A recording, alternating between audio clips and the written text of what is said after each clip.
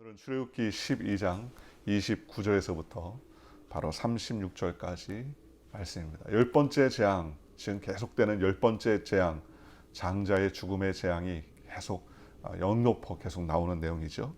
오늘은 드디어 이제 이 열 번째 재앙으로 인하여서 이스라엘 백성들이 출애굽을 하게 되는 그러한 대단원의 그러한 장정이 시작되는 장입니다.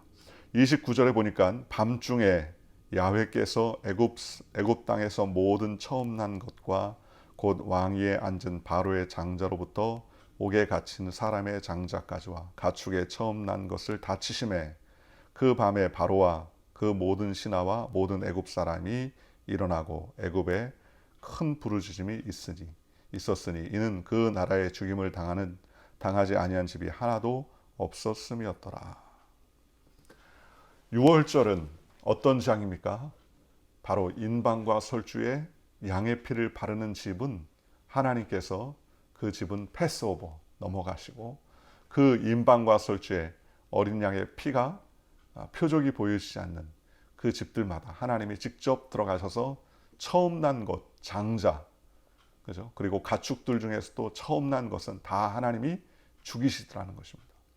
그러니 그 밤에 얼마나 무섭고 두렵겠습니까? 한 날입니다. 그 한 날에 온 애굽의 보혈의 피, 즉 어린 양의 피를 바르지 않은 집들마다 난리가 나는 겁니다. 통곡이 나고요. 왜요? 자다가 갑자기 요절하는 거죠. 장자들이 다 죽는 거예요. 장자들이 얼마나 되겠냐? 그렇지 않죠. 처음 난 것들은 다 죽는 거예요. 나는 둘째, 셋째다. 그렇지만 둘째, 셋째지만 첫째 아들은 날 거 아닙니까? 결혼을 해서 가정을 꾸렸다면 첫 번째 난 자녀가 있을 거 아닙니까? 그러니 처음 난 것은 다 죽는 거예요.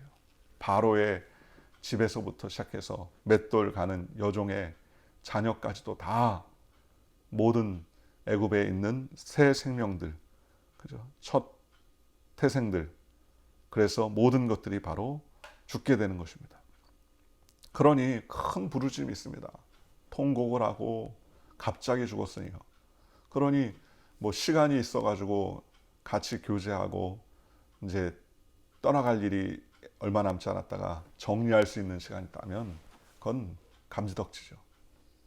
그런데 이것은 어떡합니까? 하루아침에 생명이 유명을 달리하는 것입니다. 그러니 애굽에 큰 부르짖음이 있었다. 죽임을 당하지 않은 집들이 하나도 없었다는 겁니다. 애굽에 이 일이 얼마나 큰 일이었겠습니까? 31절에 밤에 바로가 모세와 아론을 불러서 이르되 너희와 이스라엘 자손은 일어나 내 백성 가운데서 떠나 너희의 말대로 가서 야훼를 섬기며. 밤에 이제 그 밤에 밤중에 모세가 아론을 불러냈습니다. 첫 번째 재앙, 두 번째 재앙부터 시작해서 아홉 번째 재앙까지 그렇게 강력한 재앙을 보여주었음에도 불구하고 바로는 그 마음이 완악하고 강팍했습니다. 그래서 앞서 이야기하고 그렇게 하겠다라고 했으면서도 그 재앙이 지나가니까 그때 가서 언제 그랬냐는 듯이 마음을 변개했습니다. 그런데 이제는 장자가 죽는 재앙의 역사가 나오자 그는 밤에 바로와 모세를 불러다가 이제 내 백성 가운데서 떠나라. 너희 말대로 너희 원하는 대로 가서 야훼를 섬겨라. 그렇게 이야기하는 겁니다. 32절에 너희가 말한 대로 너희 양과 너희 소도 뭐라 하고 나를 위하여 축복하라.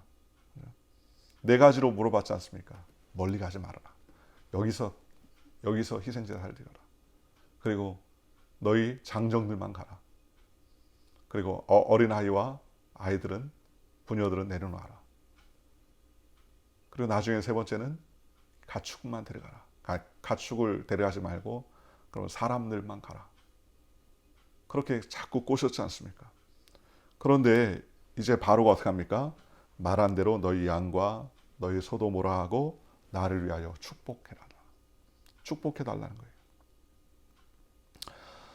애굽 사람들은 말하기를 우리가 다 죽은 자가 되었도다 하고 그 백성을 재촉하여 그 땅에서 속히 내보내려 함으로 그 백성이 발교되지 못한 반죽 담은 그릇을 옷에 싸서 어깨에 매니라.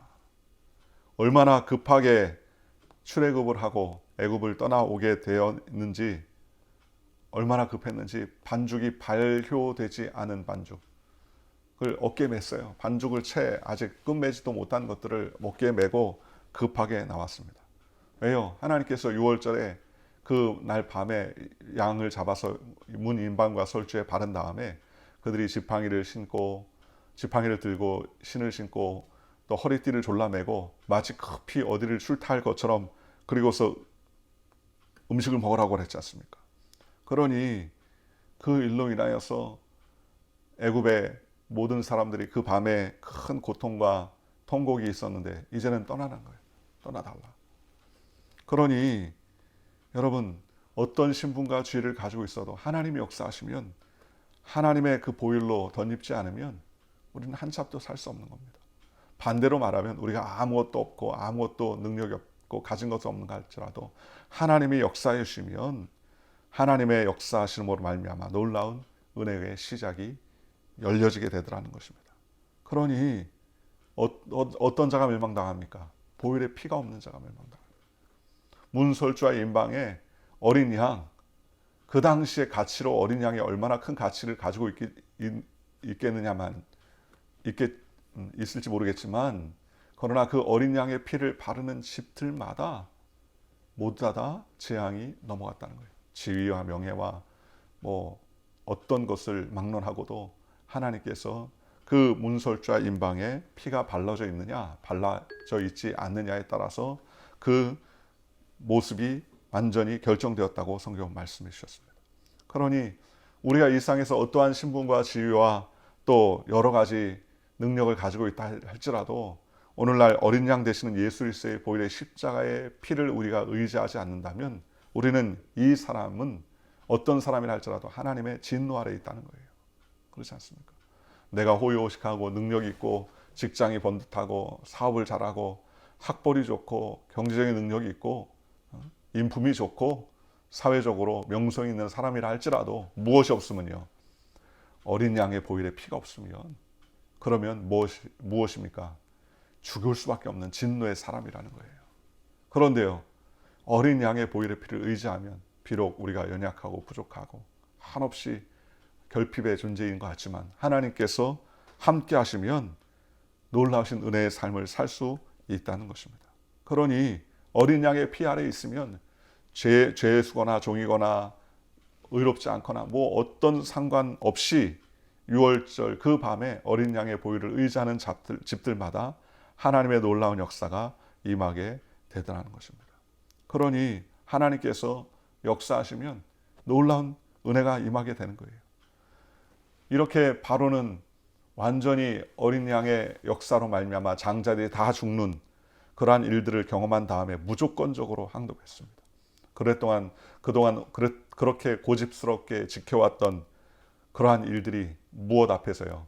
어린 양의 보혈의 피를 의지하지 않는 집들마다 장자의 죽음을 경험한 이후에 다 모든 것이 허물어져 버렸습니다. 그러면서 심지어 나갈 때 나를 뭐 어떻게 해달라요? 축복해달라. 복을 비는 거예요. 이건 대단한 일입니다. 왜냐하면 이집트의 애굽의 바로는 신이에요. 신. 그 자체로 라신의 아들이라고 지칭할 정도로 태양신의 아들입니다. 그런데 그가 이제 뭡니까? 세상의 신들, 세상의 어떤 것들에게가 아니라 모세와 바로에게 나를 축복해 주옵소서, 나를 축복해 달라, 그렇게 이야기하지 않습니까? 이게 창세기 15장에 있었던 예언이 이루어지는 것이죠. 창세기 15장 13, 14절에 야훼께서 아브라함에게 이르시되 너는 정령이 알라. 내 자손이 이방에서 객이 되어 그들을 섬겼고 그들은 400년 동안 내 자손을 괴롭게 하리니 섬기는 나라를 내가 징치할지며 그 후에 내 자손이 큰 재물을 이끌고 나오리라.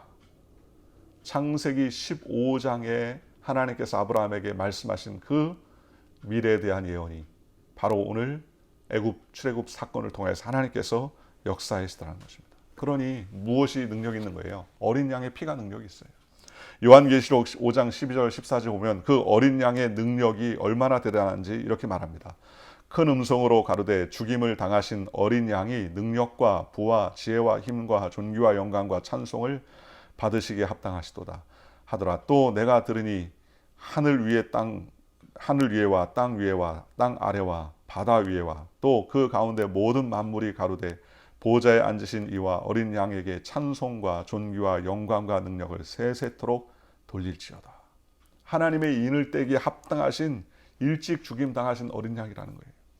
그러니 하나님의 아들 예수 그리스도의 보혈의 피가 얼마나 능력이 있습니까? 얼마나 감사합니까? 그러니 바로 그 보혈의 능력으로 말미암아 이스라엘이 이제 출애굽을 하게 되었다는 것입니다. 36절에 이스라엘 자손이 모세의 말대로 하여 애굽 사람에게 은금 패물과 의복을 구하매 그렇습니다. 이스라엘 자손들이요 옆집 애굽 사람들이나 애굽 동네에 가서 은금 패물들을 구하는 거예요. 누구의 말대로 모세가 시키는 대로. 뭐 이런 일이 있나? 요즘으로 치면 여러분들께서 동네 다니면서 문을 두드리면서 저 금 좀 있어요? 은 좀 있어요? 다 주시오. 그렇게 이야기하는 거 아닙니까? 뭐 총을 들었습니까? 칼을 들었습니까?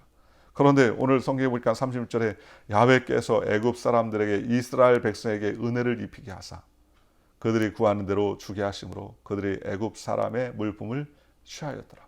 어떻게 했다고요? 하나님께서 이스라엘 백성 애굽 사람들에게 이스라엘 백성에게 은혜를 입히게 하사 하나님이 이스라엘 백성을 은혜로 덮어주셨다는 거예요. 은혜로 덮어줬더니 가서 요구하는 대로 금과 은과 각종 진귀한 보물과 보석들을 죄다 가져오더라는 거예요. 죄다.